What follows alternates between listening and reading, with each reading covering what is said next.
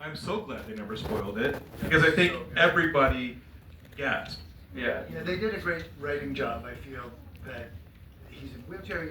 He's ostensibly trying to help Barry before we. He's a father figure. Yeah, John's in prison. John's character's in prison. We had those great scenes, and then it's like, well, he's gonna need some kind of like day-to-day mentorship, and you think that's what this is, and then the writers had him stand up in the vault to get out of the chair, and then you're like, oh, what's happening now?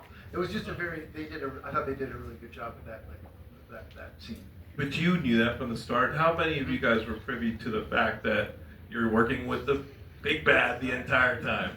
I don't know. I often didn't know what was coming. I must have known that. But like, You didn't want it, like you purposely. yeah, maybe. Because like, I thought Tom Felton was Savitar. Until like I read Savitar? like I never No, mate.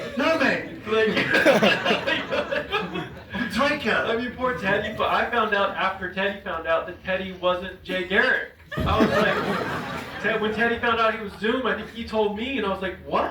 It was like 2 episodes before we shot. Yeah, John didn't know. John didn't know, and you told John. I figured I was coming back to kill Henry. I figured Henry had 2 seasons, enough coming out to do 4 episodes. I thought, okay, this is that's that, and I'm satisfied.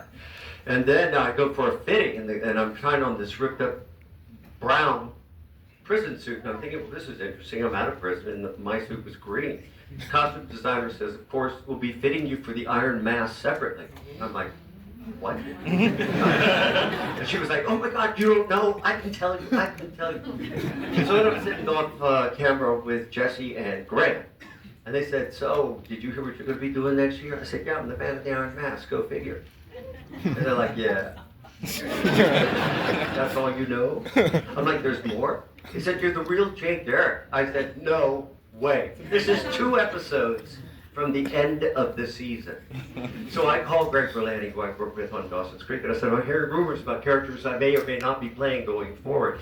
He was like, I could feel him going white on the other end of the phone. He said, oh my God, nobody talked to you about it? I said, no. So nobody was talking to anybody, basically. But then he spun out this great story where I would be killed as Henry in the penultimate episode. I would be revealed as the man in the Iron Mask in the finale, who turns out to be a doppelganger of Barry's father, who turns out to be the real Jay Garrick, which is the character y'all wanted me to play to begin with. So how could I say no to that? Well, what was your reaction when they were redoing a Flash? I mean, you are the Flash. You were Barry Allen first. And 24 years is a long time.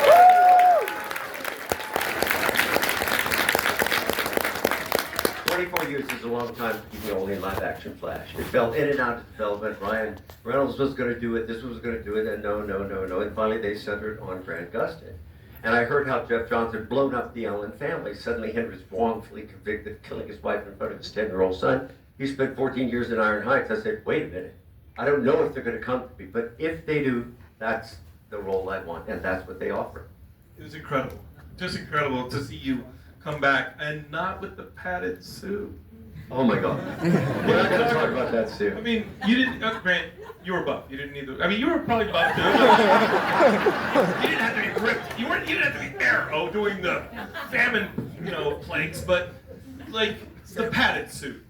You were glad not to have Well, that. it's about $150,000 of sculpted foam latex glued over a spandex suit, and then electromagnetic charge through the